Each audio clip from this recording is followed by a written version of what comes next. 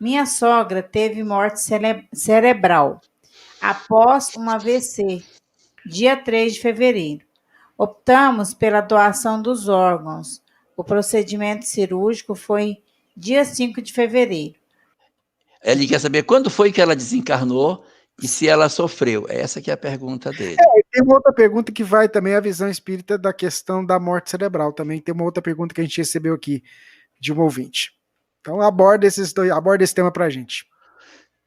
Certo. Bom, segundo aquilo que a gente consegue coletar de informação, não só no Livro dos Espíritos, mas em outras obras, quando ocorre a morte cerebral, já não há mais a possibilidade de retorno do espírito à vida corporal. O cérebro já não tem mais atividade. Se você fizer um eletroencefalograma, ele já está totalmente escuro, não tem mais pontinhos luminosos, não há mais energia cursando no cérebro, ele não tem mais sinais elétricos nele, ele apagou.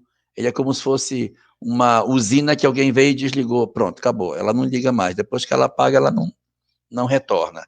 Então, a morte cerebral significa não há mais impulso elétrico no cérebro. Isso significa dizer que não há mais condição de que aquilo volte à vida.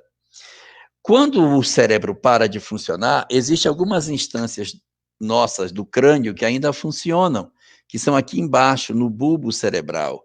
A parte nossa, aqui da parte de trás do cérebro, que cuida das funções mais vegetativas, elas podem continuar funcionando, mesmo que essa parte aqui do chamado cérebro, do córtex cerebral, da parte que pensa, já não esteja mais em condições de funcionamento.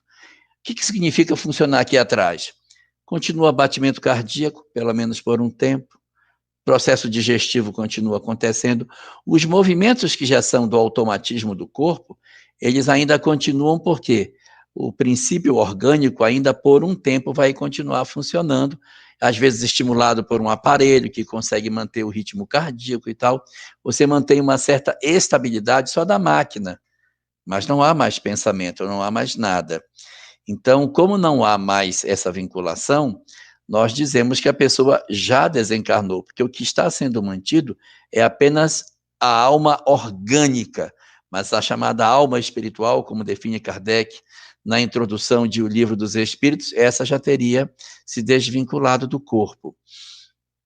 Existe uma questão de O Livro dos Espíritos, não vou lembrar agora o número dela, que diz assim: não é a morte que determina a partida do corpo, da alma. É a partida da alma que determina a morte do corpo. Então, quando a alma parte, acabou. Aquilo que ficou já não é mais, do ponto de vista espiritual, interessante para continuar. O espírito já estaria desligado, porque já houve o desligamento, só tem agora o funcionamento da máquina. E aí você pergunta, quando ela desencarnou? Quando se deu a morte cerebral. Aí você faz a segunda pergunta, ela sofreu? Então, não necessariamente, se a pessoa desencarnou e está em morte cerebral, ela não vai ter sofrimento. Não.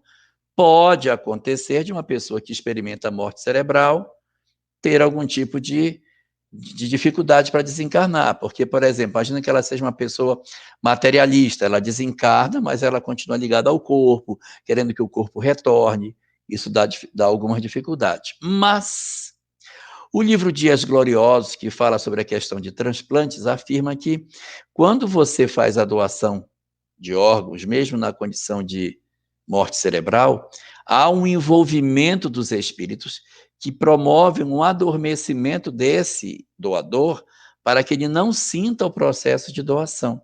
Mesmo que ele não tenha, em princípio, os méritos para passar por esse processo, o fato dele doar abre a ele uma concessão de misericórdia em que ele é envolvido para que não sinta a retirada dos órgãos. E aí ele passa por um torpor, quando ele acorda, como fosse uma cirurgia, que você entra na mesa de cirurgia, a pessoa recebe uma anestesia, quando sai, o cara já abriu, já tirou, já costurou, você não está sentindo nada, já acabou o procedimento como um todo.